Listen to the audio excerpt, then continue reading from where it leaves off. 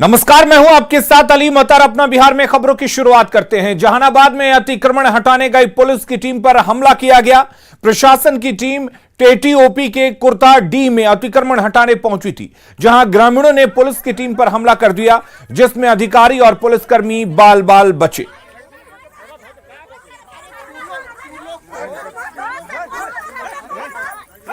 तो तस्वीरें आप देख सकते हैं किस तरह से अतिक्रमणकारियों ने पुलिस के जवानों पर और अधिकारियों पर हमला कर दिया। दरअसल सीओ और पुलिस अतिक्रमण हटाने गए हुए थे और इस दौरान ग्रामीणों ने और जो अतिक्रमणकारी थे उन्होंने हमला कर दिया। टेटा ओपी क्षेत्र के कुर्ता डी की एक घटना है, जिसकी तस्वीरें आप इस वक्त अपने टीवी स्क्रीन पर देख रहे हैं।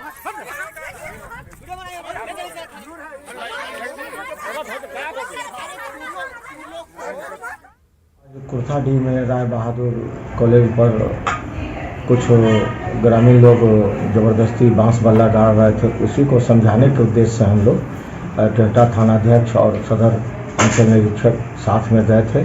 वहां जाने के बाद कुछ महिलाओं ने बेवजह ईंट पत्थर चलाना शुरू कर दिया और भद्दी गालियाँ भी देने लगी।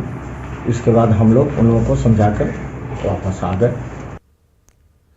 बिहार में पुलिस प्रशासन पर शराबबंदी को लागू करने की जिम्मेदारी है और जनता की जिम्मेदारी है कि वो पुलिस के काम में सहयोग करे। वो पुलिस को बताए कि वो कहां कहां शराबबंदी का उल्लंघन हो रहा है। लेकिन अगर शिकायत करने वालों के साथ ही पुलिस बदसलूकी पर उतर आए, उसके साथ मारपीट की जाए, उसके साथ मारपीट पर उतर आए, तो आप क्या कहेंगे? दरभंगा में सोशल मीडिया पर एक वीडियो वायरल हो रहा है, जहां शराब की बोतल के साथ शिकायत करने पहुंचे युवक के साथ पुलिस ने न सिर्फ गाली गलौज की है, बल्कि उसके साथ मारपीट भी करती है। अपनी बदनामी से बौखलाई बहेड़ा थाने की पुलिस ने युवक की भरपूर धुनाई की, फिर लिखित शिकायत के बाद उसे छोड़ा। दरअसल युवक शराब की तस्करी की घटनाओं से परेशान था, बार बार पुलिस और एसपी से शिकायत कर रहा था, लेकिन जब उसकी नहीं सुनी गई तो उसने थाने के सामने खड़ा होकर फेसबुक लाइव करने लगा। फिर क्या, पुलिस बौखला गई और उसके साथ मारपीट करने लगी। सुनिए युवक की शिकायत। भैया ये पुलिस थाना है। मैं आपको दिखा दूं कि मैं अभी बहेड़ा थाना के अंदर जो है आ गया हूं। ये सामने जिप्सी खड़ी है पुलिस की और ये हमारे पुलिस के जवान हैं। ये मुख्य गेट है थाने का, ये थाने का मुख्य गेट है और लगातार मैंने कई बार शिकायत की है। और मैं ये सिर्फ इसलिए बोल रहा हूँ क्योंकि कई बार मैंने यहाँ पर शिकायत की और मैंने रात में एसएचओ साहब को भी कहा है। और ये दारू की बोतल जो मोतीपुर में मिली है और अभी मेरे साथ मैं थाने पे खड़ा हूँ, लगातार मैंने कंप्लेंट कई बार की है, कोई सुनने वाला नहीं है। और जैसी जानकारी मुझे मिली है, मैं पिछले 1.5 साल से लगातार कंप्लेंट कर रहा हूँ, कोई सुनने वाला नहीं है। परसों रात में मैंने पकड़ा। अब आप कहेंगे कि भाई आपने पुलिस को क्यों नहीं इन्फॉर्म किया, तो वो 2 लोग थे, मुझे फोन ही नहीं करने दे रहे थे। और रात में मैंने इनको बताया है, थानेदार साहब को मैंने फोन किया रात में।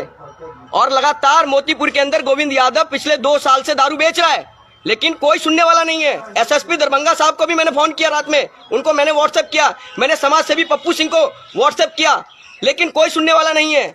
लगातार मुझे दिल्ली से यहाँ आना पड़ रहा है इस चीज के लिए।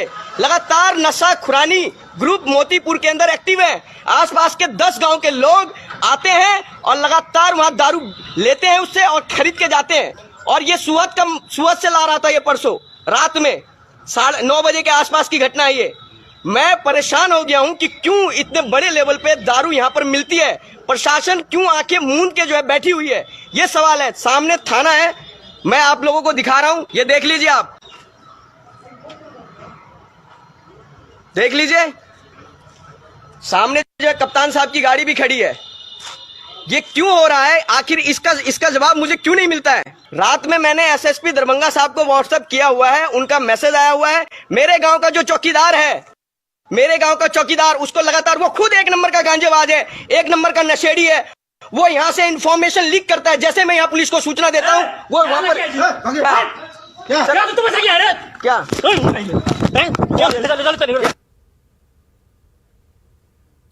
और न्यूज 18 के साथ बातचीत में बेनीपुर एसडीपीओ ने कहा कि दोषी पुलिसकर्मी बख्शे नहीं जाएंगे, उनके खिलाफ कार्रवाई होगी। लेकिन शराब की शिकायत करने पर थाने में युवक की पिटाई पर कई सवाल उठ खड़े होते हैं। सवाल यह कि क्या पुलिस भूल गई शराब रोकने वाली कसम, क्योंकि पुलिस के जवानों को कसम दिलाई गई थी कि शराबबंदी को वो लागू करेंगे। क्या पुलिस को नहीं है जिम्मेदारी का एहसास, जो एक शख्स को सामने आना पड़ता है और उसे लाइव करके बताना पड़ता है? क्या शिकायत करने वालों को ऐसे ही पीटेगी पुलिस? ऐसे में कौन शराब के तस्करी का खुलासा करेगा, कौन जानकारी देगा? क्या पुलिस को नहीं है अपने विभाग का डर, जो इस तरीके से थानेदार ने इस युवक की पिटाई की है? क्या ऐसे पुलिस वाले के भरोसे होगी शराबबंदी? क्योंकि इस तरीके से अगर शिकायत करने पर किसी की पिटाई की जाती है तो कोई भी आगे नहीं आएगा इसके लिए। युवक की पिटाई करने वालों पर आखिर कब कार्रवाई होगी? क्योंकि इस युवक ने साफ कहा है कि इसकी शिकायत उसने दरभंगा के एसएसपी से की है, एसपी से की है, हर जगह शिकायत कर चुका है, लेकिन बावजूद उसके शराब वहां पर बेची जा रही थी अवैध तरीके से, और मजबूरन इस शख्स को हाथ में एक शराब की बोतल लेकर थाने में आना पड़ा और लाइव करके सोशल मीडिया पर यह जानकारी आगे तक पहुंचानी पड़ी, लेकिन उसके बावजूद उसकी पिटाई की गई। अगली खबर का रुख करते हैं। भागलपुर के पीरपैंती से बीजेपी विधायक ललन पासवान के डांस का वीडियो सोशल मीडिया पर वायरल हो रहा है। यह वीडियो अंबेडकर जयंती के दिन का बताया जा रहा है। दरअसल कहलगांव के गांगुली पार्क में सांस्कृतिक कार्यक्रम का आयोजन किया गया, जिसमें विधायक जी ने डांस किया। न्यूज 18 इस वायरल वीडियो की पुष्टि नहीं करता।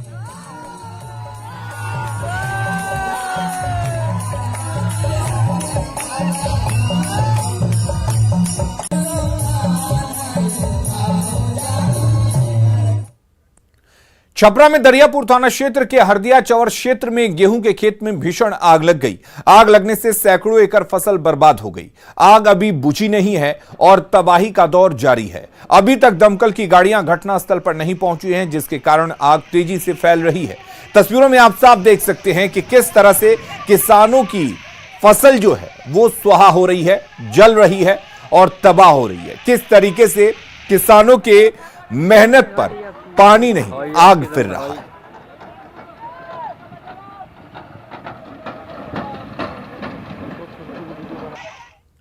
जमुई के झाझा में गेहूं के फसल में आग लग गई, जिसमें 3 किसानों के 4 एकड़ में लगी फसल जलकर खाक हो गई। पीड़ित किसानों ने घटना के पीछे की वजह किसी की साजिश को बताया है। आशंका जताई जा रही है कि किसी ने जानबूझकर गेहूं की फसल में आग लगा दी। फिलहाल मामले की जांच जारी है।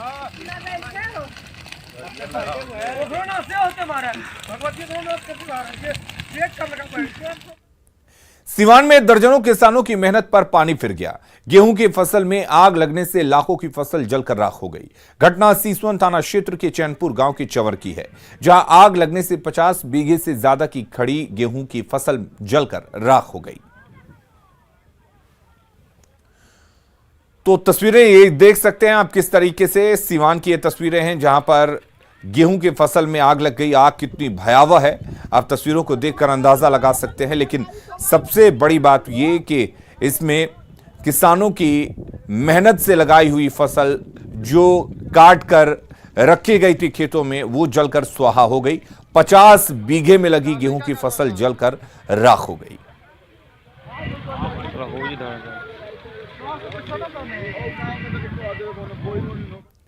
सहरसा में जमीन से आग निकलने की घटना से लोग दहशत में हैं। जमीन से अचानक आग निकलने से लोग डरे हुए हैं, सहमे हुए हैं। मामला सदर प्रखंड के कहरा के सुलिंदाबाद की है। लोगों को मिट्टी की ढेर से अचानक धुआं निकलता हुआ दिखा। शुरू में लोगों को लगा कि किसी ने वहां कचरा फेंका है, जिसमें आग लगने से धुआं निकलता दिख रहा है।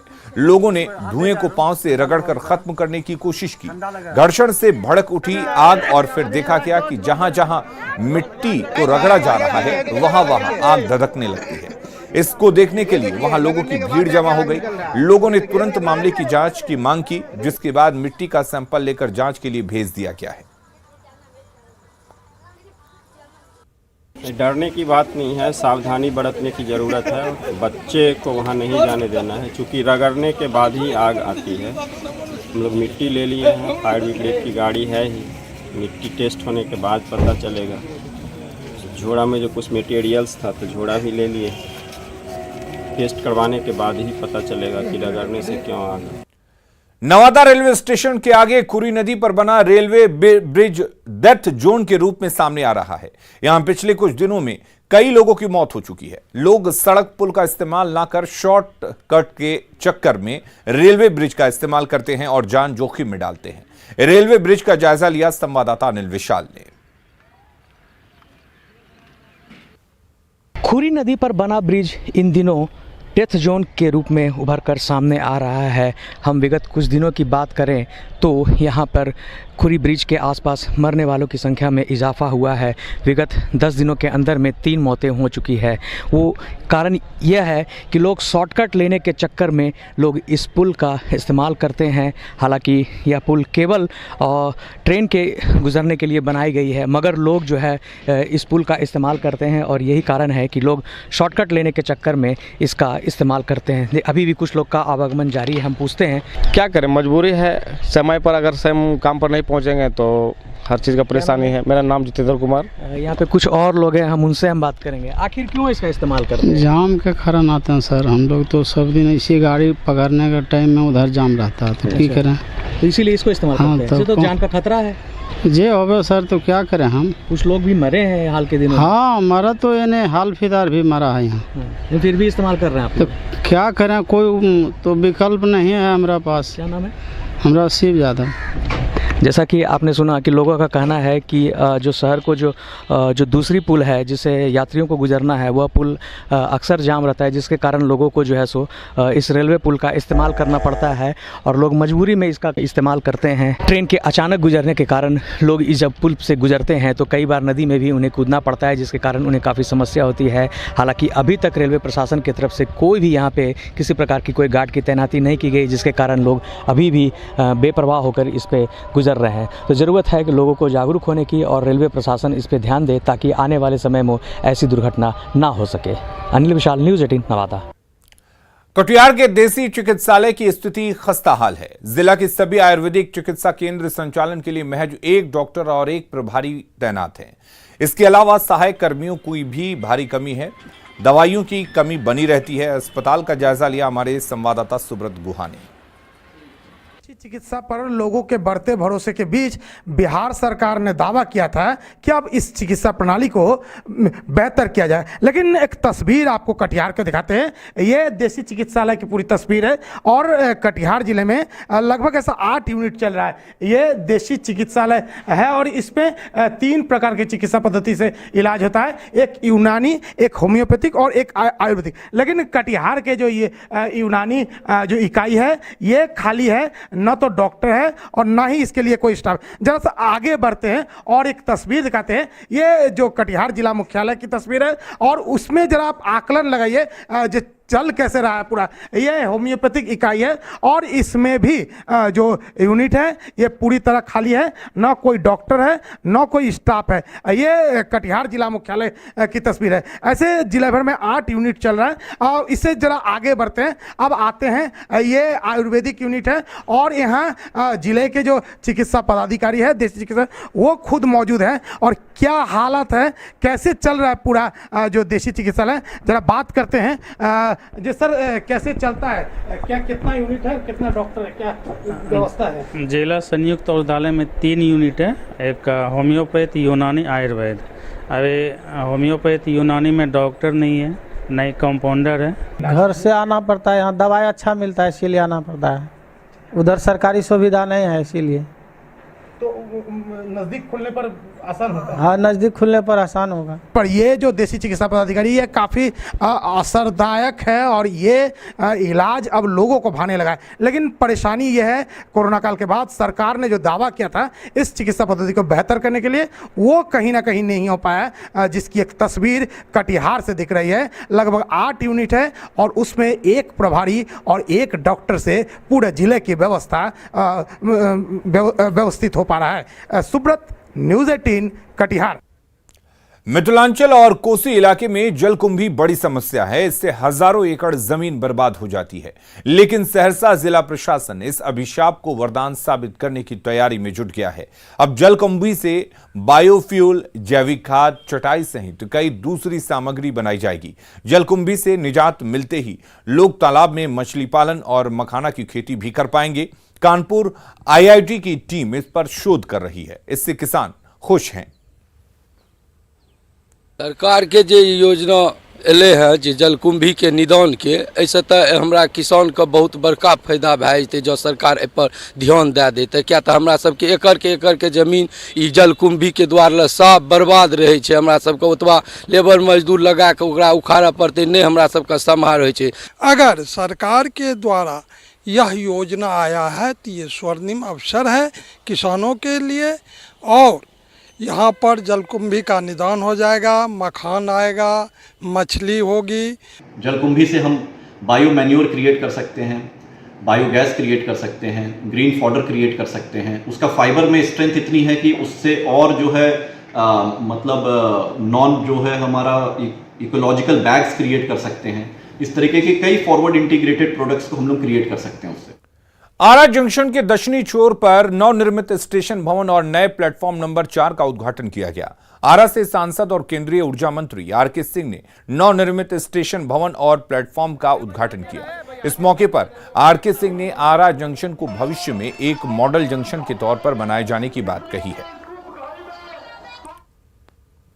जब मेरा एक सपना था, जिस समय मैं आया था यहाँ अपने ससुराल में चुनाव लड़ने, तो उस समय मैं देखा कि इतना बड़ा जिला इतना छोटा सकते हैं। हमको लगा कि इसके लिए कुछ करना चाहिए। ये ईश्वर के पास कि आज जो मैंने सोचा था वो साकार हमारे सामने आ रहा, इसीलिए हमको बहुत बहुत संतोष है। पटना में आम जनता पार्टी राष्ट्रीय ने स्नातक एवं स्नातकोत्तर सदस्यता ग्रहण समारोह का आयोजन किया, जिसमें सैकड़ों की संख्या में शिक्षित युवाओं ने पार्टी की सदस्यता ग्रहण की।